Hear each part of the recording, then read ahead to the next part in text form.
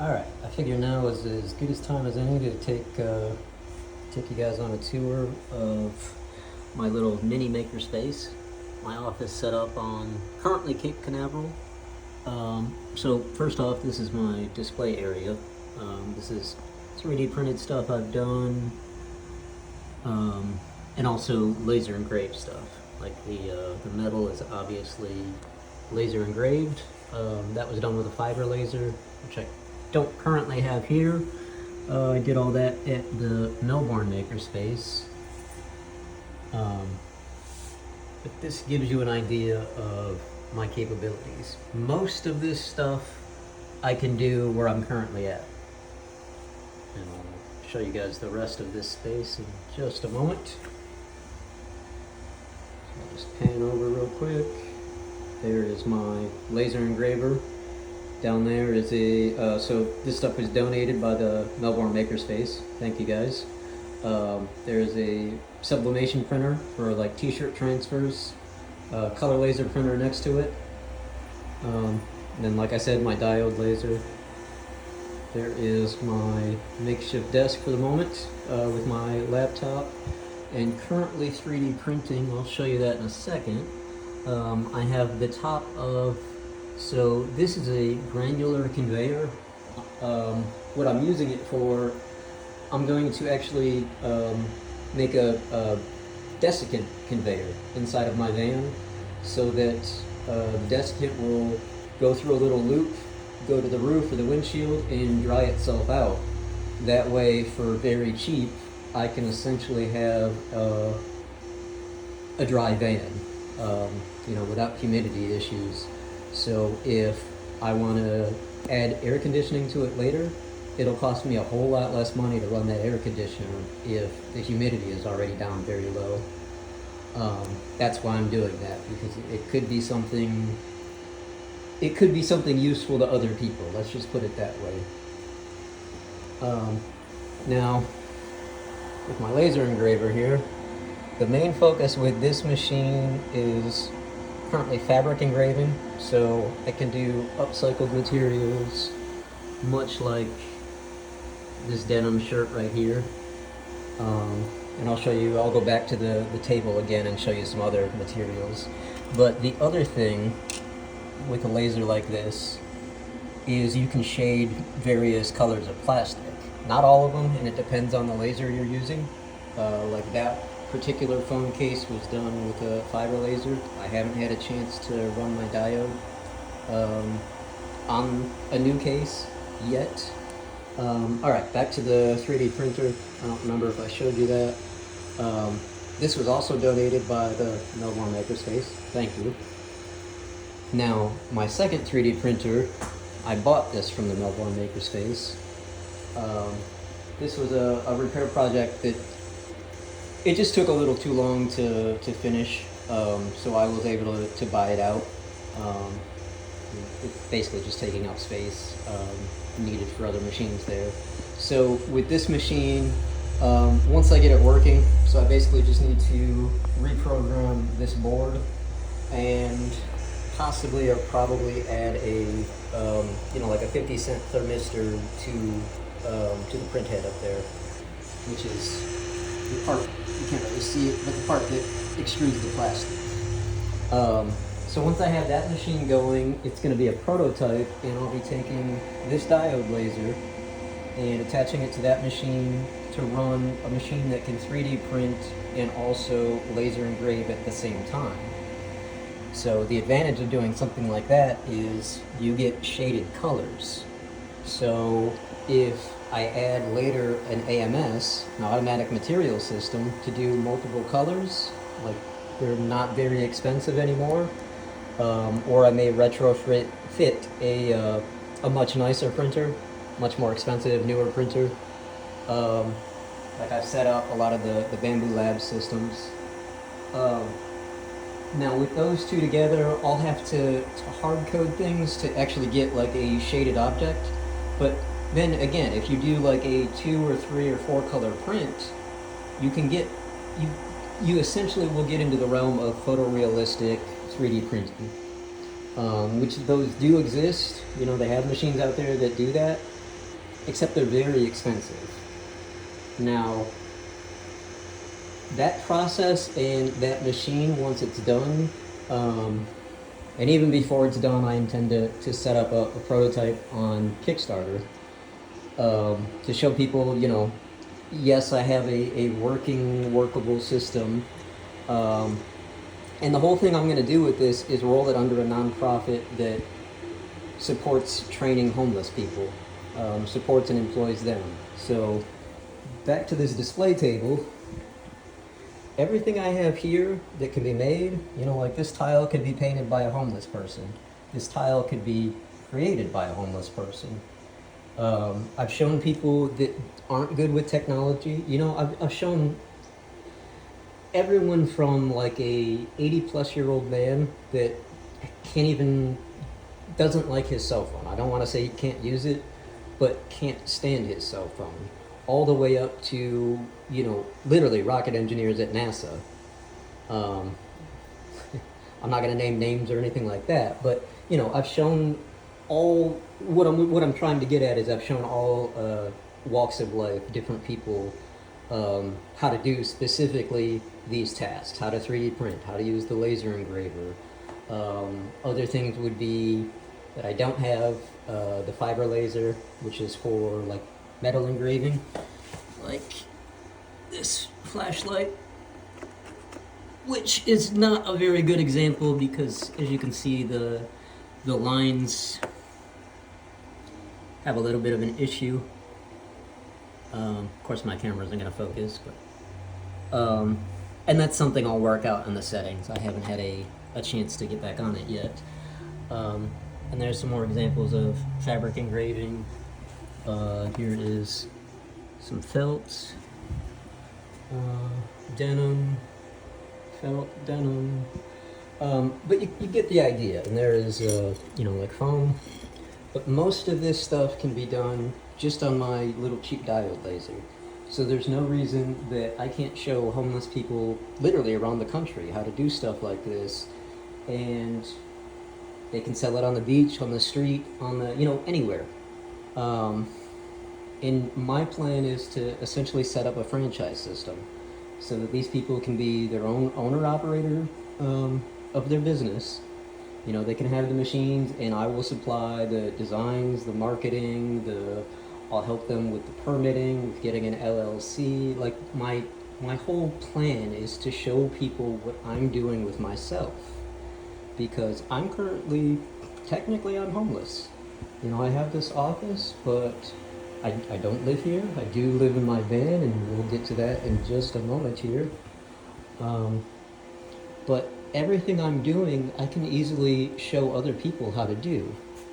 And they can employ, like not everybody's going to be able to run the machines, to talk to people, like not everybody's going to be able to do everything like myself. I've sort of just been forced to be the jack of all trades. Like I've never been able to afford help. But that doesn't mean that I can't set up other people so that they can, the homeless people that I've worked around love gig work. They don't want the crappy 9-to-5 job that doesn't really make them any money and just puts them back into a rent-to-rent situation or a check-to-check situation. They rather just, a lot of them would rather just stay at the shelter and work a little here or work a little there. But if there's a real opportunity, like that gig work is really starting to pay off, then I'll just show you some of the coins. Then they're more likely to work more. Just like when I see people, I was an Amazon trainer, so what I was getting at was not only can I teach people how to run these machines, and I was a high-risk trainer, so it's not difficult to show them, safe ways to keep themselves safe and keep especially their customers safe.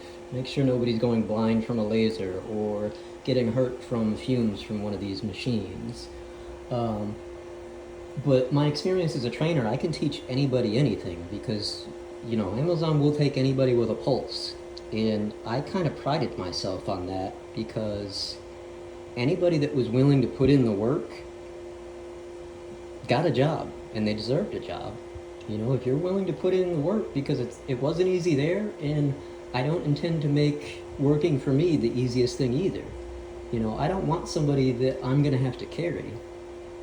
So I'm not looking, you know, like, this is a charity where we all come up together. That is the plan. There'll be definitely caps on who the head, like myself or anyone else, can make compared to the lowest person. There'll be a board that I'm currently working on, who to choose, and bylaws and everything else. If you're seeing this video, it might be because I'm considering you, or considering asking you anyway, if you'd like to be part of the organization or part of the board or a donor or whatever. There could be a million reasons. Now, back to where I live real quick, just to show you, because all of my money, all of my time, everything goes into this. I could have gotten an apartment, but you know what? If I go back to doing all that, I'm not going to be happy unless I'm helping people. So, you know, this is a do or die situation, and I wake up and go to sleep every morning literally praying for death, hoping for it. I don't seek it myself. I consider it fairly frequently. I've been through the ringer with the mental health industry, so, you know, I'll do another video on all of that and my story. That's another place and time. All right, back to the van. All right.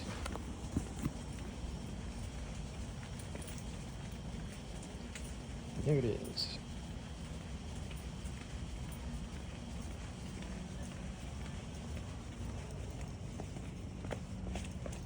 So this office is currently in Cape Canaveral, but I'm about to move. I'm about to go look at one tomorrow at Cocoa Beach. It's twice as much, but it comes with parking. It's a much better facility for what I'm trying to do. Alright, so this is where I live. Now, I want you to see. You see those spots? That's definitely mold. The windshield leaks. Currently have tires because I cleared out my storage unit and they were in there. But as you can see, it's not your typical well-equipped camper van. You know, it is literally a shed with a bed and a tiny bit of insulation from the previous owner. But as you can see, it's pretty drafty. Like, I bought this in Michigan and immediately drove to Florida because it was the only part of the country at the time that was warm enough that I didn't need heat. So why spend money running a diesel heater that I never installed correctly? I'm surprised it didn't kill me. But this is where I'm at. You know, like I said, everything I have, everything I am is going into this. So if you feel like you want to help, whether that is time, money, material, I could use it. I'm not looking for essentially help for me personally, but as the overall mission, you know, helping my brothers and sisters, the homeless people. You know, like my first protege in mind is, his name's Dolphus Barber at the Lansing City Rescue Mission. So last year he had a stroke and is now paralyzed. He spent most of his time in a nursing home and was just recently released back to the homeless shelter. But he's still in a wheelchair. He still has numbness in most of his extremities. He can stand on his own, but he can't walk. And, you know, it's hard enough being homeless, but being homeless and like that is... I wouldn't be here if I was him, you know. I have a hard enough time being here, you know, with all of my blessings. So my plan is to gift this van to him. And the reason I've chosen him particularly, that is my brother from another mother. Not only is that somebody who sat and listened to me on, especially on my suicidal rants, and you know, that's something that most people can't handle because they don't want to see you go. But he was able to listen and understand, and not necessarily talk me through it, but just understand. You know, if that's what you need to do, then you be who you are. Now, at the same time, he got up every morning early at the homeless shelter and made sure that there wasn't any trouble, that people didn't fight, because everyone looked up to this man. He was also the supervisor for everyone's chores. And typically, if people didn't do their chores, then he would do them for them so that they didn't get in trouble, so that they didn't get put out. He was literally told not to do that, but you know, when you're homeless, you don't want to see somebody else become more homeless than they already are. So I understand why he did that. And you know, he's a grown man. He can have a conversation with the people if he's tired of doing their work. And he's fully capable of doing that. This is somebody that pretty much everyone looks up to. So he's definitely worthy of help.